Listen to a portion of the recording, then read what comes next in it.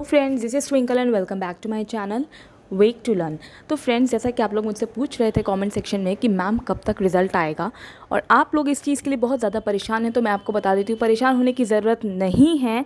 इस वीडियो को एंड तक देखिएगा, मैं आपको बता दूँगी कब आएगा। जैसा कि आपको पता होगा कि विक्की खान का ये कहना है कि रिज़ल्ट जल्द ही आने वाला है। उन्होंने यह भी बताया है कि रिज़ल्ट आप लोगों को देखने को मिलेगा पीजीटी के जो बाकी विषयों पे रह गया है। आपको पता होगा कि 12 विषयों पे रिज़ल्ट आ गया है, जो बाकी विषयों पे रह गया है रिज़ल्ट, तो वो आप लोगों को 2 से 3 दिन में देखने को मिल जाएगा। और विक्की खान ने यह भी बताया है कि टीजीटी का रिज़ल्ट आना था वो आप लोगों को अक्टूबर के, यानी कि जो आप लोगों को इसी महीने के अगले सप्ताह तक देखने को मिल जाएगा, यानी कि 8 से 10 अक्टूबर के बीच में आप लोगों को रिज़ल्ट देखने को टीजीटी का मिल जाएगा। अब छात्र मुझसे यह पूछ रहे हैं कि मैम इतने क्वेश्चंस पर मेरा सिलेक्शन हो पाएगा या नहीं हो पाएगा। तो मैं आज आप लोगों को इस चीज़ की क्लियर करना चाहती हूँ कि देखिए, बहुत सारे ऐसे छात्र भी हैं जिनके नंबर अच्छे खासे हैं, वो परेशान हो रहे हैं कि होगा या नहीं होगा। तो ये सब डाउट्स अगर आपके अंदर आ रहे हैं तो आप इस चीज़ के लिए फ़िक्र और परेशान बिल्कुल मत होइए, क्योंकि मैं आपको बताना चाहूँगी कि बहुत सारे ऐसे स्टूडेंट्स थे जिनका पीजीटी में कम नंबरों पर भी सिलेक्शन हुआ है। आप लोग के अगर नंबर है तो आप लोग बस रिज़ल्ट का वेट करिए। अभी से अपने आप में मत परेशानी में, अभी से अपनी परसेप्शंस मत बना लीजिए कि हाँ मेरा सिलेक्शन नहीं होगा। अभी से सब कुछ पहले मत सोचिए। अभी आप लोगों का काम ये है कि जो छात्र पीजीटी के हैं उनको इंटरव्यू के लिए तैयारी कर लेनी चाहिए। अगर आप लोगों के बाकी विषयों पे अभी नहीं आया है और आप लोग को लग रहा है कि मैं इंटरव्यू की तैयारी क्यों करूं, तो मैं आपको बता दूं कि आप लोगों के पास टाइम तब कम होगा। अभी से आप करिए एंड आई एम श्योर कि उनका ज़रूर होगा। और मैं आपको एक बात और बताना चाहती हूँ कि जिनके बहुत सारे छात्रों के जो कमेंट्स आए हैं तो उनके 100+ क्वेश्चन जो हैं वो सही थे। अगर आप लोगों को 100+ क्वेश्चन सही हैं, इवन 95-98+ क्वेश्चन भी सही, तो आज सिलेक्शन के बहुत ज़्यादा चांसेस बन जाते हैं, क्योंकि इस बार जो है तो बिलो 90 वाले स्टूडेंट्स का भी अच्छा खासा जो है सिलेक्शन हुआ है, अच्छे खासे स्टूडेंट्स की तादाद में हुआ है। ठीक है, तो आप लोगों को अभी से इतना ज़्यादा सोचने की, परेशान होने की ज़रूरत नहीं है।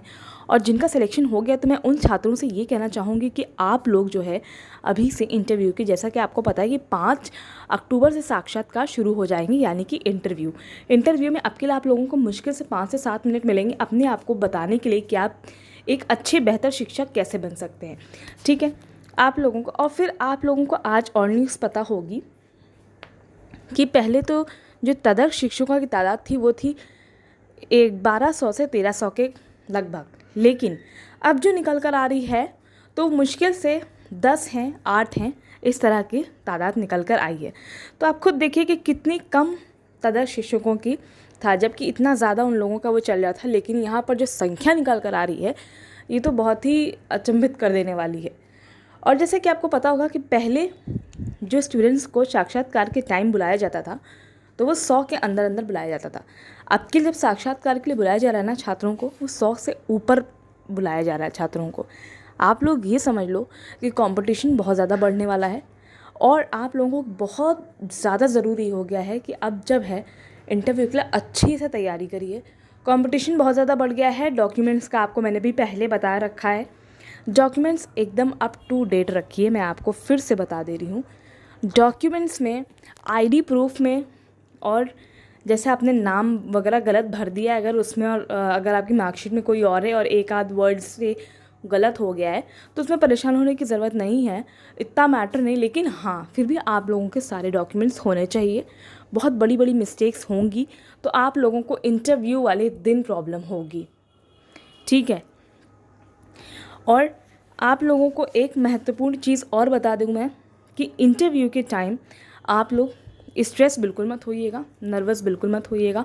अपनी बॉडी लैंग्वेज, अपनी बॉडी पोस्चर अच्छे रखिएगा, क्योंकि कभी कभी क्या होता है कि हमारे बॉडी लैंग्वेज, हमारे बॉडी पोस्चर से पता चल जाता है कि हम कितने नर्वस हैं। और यदि आप इंटरव्यू के टाइम अपनी नर्वसनेस शो कर देंगे तो इससे पता चल जाएगा कि आप एक टीचर बनने के लिए कितने सही हैं। ठीक है, तो इंटरव्यूअर के सामने अपना इम्प्रेशन आप लोगों को अच्छा रखना है, इसलिए आप लोग कोशिश यही करिएगा, बेहतर से बेहतर तैयारी करिए। इंटरव्यू में ऐसा नहीं है कि सिर्फ आप लोगों से, मेरे से बहुत सारे छात्रों ने पूछा कि इंटरव्यू में किस तरह के क्वेश्चंस आते हैं।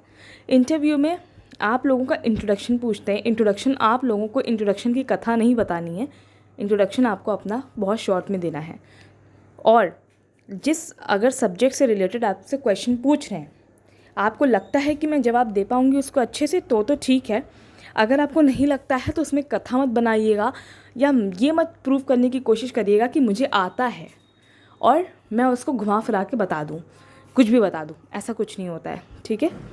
तो आप लोगों को इन सब बातों का बहुत ज़्यादा महत्वपूर्ण ध्यान रखना है। ये बहुत इम्पॉर्टेंट है। एक एक बारीकी की चीज़ें इम्पॉर्टेंट होती हैं।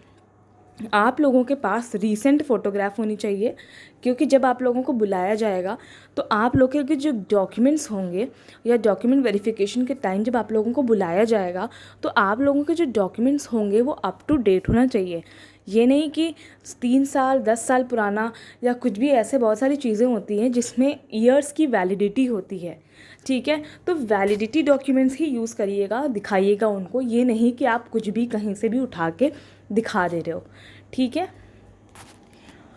और आप लोगों को इंटरव्यू के दिन टाइम टू टाइम पहुंचना है।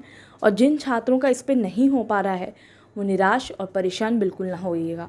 और मैं आपसे एक बात कहना चाहूँगी कि मैं सीटेट और यूपी टेट की प्रिपरेशंस स्टार्ट कर दी है। मैंने वीडियो भी बनाई हुई है। सीडीपी से मैंने स्टार्ट कर दिया है, पूरा प्रॉपर सिलेबस में बनाऊँगी, आपको पीडीएफ भी प्रोवाइड करूँगी, क्वेश्चंस भी करूँगी, मॉक टेस्ट भी करवाऊँगी, सब कुछ इंक्लूडेड है।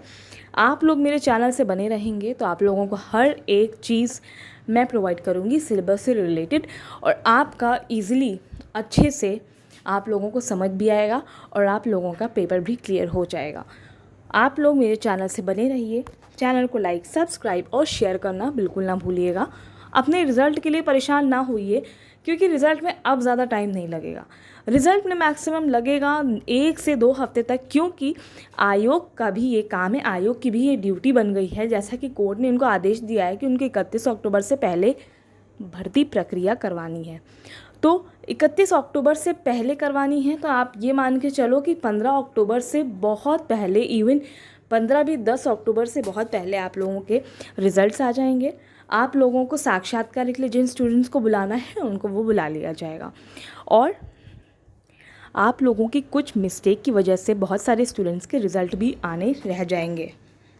बहुत सारे ऐसे छात्र थे जिन्होंने ओएमआर शीट में गलती करी थी और इस बार उनका पीजीटी में जिनके 12 विषयों पे आए हैं, तो बहुत सारे ऐसे स्टूडेंट्स थे जिनके नहीं आ पाए हैं रिज़ल्ट।